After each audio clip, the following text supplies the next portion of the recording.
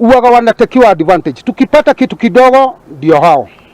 Sasa tunasikia environment iliharibiwa huko baada ya daiga, ni kweli kabisa na tukatai. Na hata wao tunataka waangaliwe, lakini tena tusiwaumize. Otherwise ni watu wametusaidia sana tukiwa hii Nanyuki yetu, na tutakiwa tuwa support kabisa. Asante. Na kwa ile miaka ambaye nimebeba bota hapa niko na 6 years.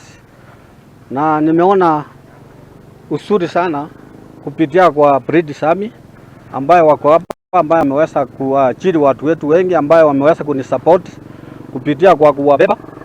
Na nimeendelea kupitia kwa watoto wangu kusomesa, wengine wako secondary na wengine wako primary, ambaye ni shule inaitwa TB, ambaye hao British wamejengea madarasa.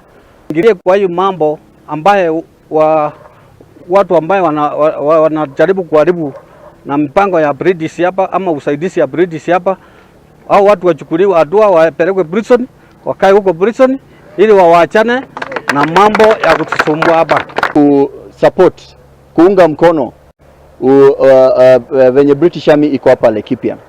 Mwezi uliopita parliament iliuliza tuandike barua ya kupinga ama kuunga mkono kama memorandum na petitions ya Defense Cooperation Agreement, na tuliandika kwa the clerk na tukasema tukapeana sababu ambazo tunataka British Army endelee kukaa hapa Kenya.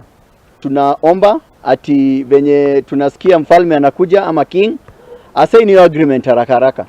Tunataka waendelee kukaa hapa ndio biashara za Laikipia, biashara za Nanyuki ziendelee kunawiri. Ndio bali kama aria.